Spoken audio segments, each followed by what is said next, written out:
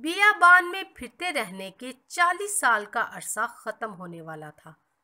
اب موسیٰ کی عمر 120 سال تھی۔ اس نے بنی اسرائیل سے کہا، میں وعدہ کیے ہوئے ملک میں تمہارے ساتھ نہیں جاؤں گا، لیکن یشوع تمہارا نیا رہنما ہوگا اور خداوند ہی تمہارے آگے آگے چلے گا۔ وہ ہمیشہ تمہارے ساتھ رہے گا اور تم سے دستبردار نہیں ہوگا اور نہ تمہیں چھوڑے گا، سو تم مت ڈرو۔ پھر موسیٰ نے یشوع کے سر پر ہاتھ رکھ کر اس کو بنی اسرائیل کا رہنما ہونے کے لیے مخصوص کیا، اور اس نے یشوع سے کہا، مضبوط ہو جا اور حوصلہ رکھ، کیونکہ جیسا کہ خداوند نے کہا ہے تو ان لوگوں کو وعدہ کیے ہوئے ملک میں لے جائے گا۔ آپ دیکھیں کہ اس تصویر میں موسیٰ کیا کر رہا تھا۔ وہ خداوند کے سارے احکام لکھ رہا تھا تاکہ آنے والے سالوں میں کاہن لوگوں کے سامنے اسے پڑھ کر سنا سکیں۔ خداوند نہیں چاہتا کہ لوگ اس کی باتیں بھول جائیں۔ وہ جانتا تھا کہ بعد میں بنی اسرائیل بار بار اس کی نافرمانی کریں گے، اس لیے اس نے اپنا لکھا ہوا کلام ان کو دیا تاکہ وہ یہ بہانہ پیش نہ کر سکے کہ ہمیں معلوم نہ تھا کہ خدا ہم سے کیا چاہتا ہے۔ کیا آپ کے پاس خدا کا پاک کلام ہے؟ خدا کے بارے میں وہ ساری کہانیاں جو آپ سنتے ہیں، وہ خداوند کی فرما برداری کرنے میں آپ کی مدد کرتی ہیں۔ ہو سکتا ہے کہ آپ کے پاس بائبل ہے اور آپ خود خدا کا کلام پڑھتے ہیں۔ بائبل پڑھنے سے ہمیں بہت مدد اور رہنمائی ملتی ہے۔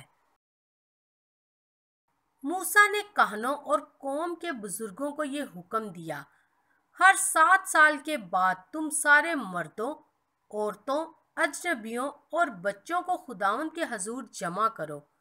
ان کو خداوند کی یہ باتیں سنانا تاکہ وہ خداوند سے ڈریں اور اس کی فرما برداری کریں۔ خداوند یہ بتاتا ہے کہ اس کا کلام نہ صرف بڑوں کے لیے ہے بلکہ وہ بچوں کے لیے بھی ہے۔ یہ کتنی خاص بات ہے۔ اس کا مطلب ہے کہ اگر ابھی آپ ایک بچے ہیں تو خداوند کا کلام آپ کے لیے ہے۔ پھر خداوند نے موسیٰ سے کہا، تو یشوع کو لے کر خیمہ اجتماع میں حاضر ہو، کیونکہ تیرے مرنے کے دن آ پہنچے۔ جب موسیٰ اور یشوع وہاں پہنچے تو بادل کا ستون خیمے کے دروازے پر ٹھہر گیا تاکہ سب لوگ دیکھ سکیں کہ خداوند ان دونوں کے ساتھ ہے۔ اس وقت خداوند نے موسیٰ کو ہدایت دی کہ میری ان ساری باتوں کا ایک گیت لکھ کر لوگوں کو سکھا تاکہ وہ جان جائیں کہ میں گناہ کی سزا دیتا ہوں لیکن ساتھ ساتھ رحم بھی کرتا ہوں، اور میں ہمیشہ اپنا کہا ہوا پورا کرتا ہوں۔ خداوند نہیں چاہتا تھا کہ بنی اسرائیل یہ باتیں بھول جائیں۔ وہ چاہتا ہے کہ ہم بھی یاد رکھیں کہ وہ کیسا خدا ہے اور کس طریقے سے کام کرتا ہے۔ گیت مکمل طور پر لکھنے کے بعد موسیٰ نے بنی اسرائیل سے کہا، میں تمہیں تاکید کرتا ہوں کہ خداوند کی یہ باتیں مت بھولو، انہیں اپنے بچوں کو بھی سکھاؤ تاکہ وہ خداوند کی ہر بات پر عمل کریں۔ پھر خداوند نے موسیٰ سے کہا، اب تو نبو کی چوٹی پر چڑھ جا۔ موسیٰ اسی پہاڑ پر مرنے کو تھا۔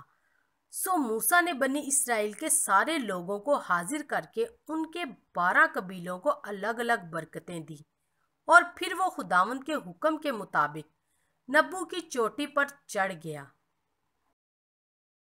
اس پہاڑ پر خداوند موسیٰ کو اسی جگہ لے گیا جہاں سے وعدہ کیا ہوا ملک نظر آ رہا تھا، اور اس نے اپنی رحمت سے وہ پورا ملک دکھایا، کیونکہ موسیٰ وہاں نہیں جائے گا۔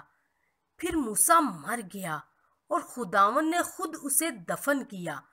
آج تک کسی کو معلوم نہیں کہ اسے کہاں دفنایا گیا، لیکن ہم اتنا جانتے ہیں کہ اب وہ کہاں ہے، کیونکہ خدا ہر اس شخص کو جو اسے پیار کرتا ہے اپنے پاس رہنے کے لیے لے جاتا ہے، اور یقیناً وہ جگہ جہاں خداوند رہتا ہے دنیا کی کسی بھی خوبصورت ملک سے زیادہ اچھی اور شاندار ہے۔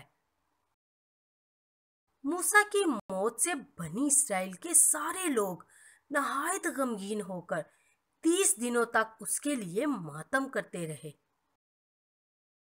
اب یشوع ان کا نیا رہنما بن گیا تھا، اور جس طرح خداوند موسیٰ سے باتیں کرتا تھا، اب وہ یشوع سے بھی باتیں کرنے لگا۔ اس نے 3 دفعہ یشوع سے کہا، مضبوط ہو جا اور حوصلہ رکھ، خوف نہ کھا اور بے دل نہ ہو، کیونکہ خداوند تیرا خدا جہاں جہاں تو جائے تیرے ساتھ رہے گا۔ اس لیے یشوع کو اس نہایت بڑی ذمہ داری کو اٹھانے سے ڈرنے کی کوئی ضرورت نہیں تھی۔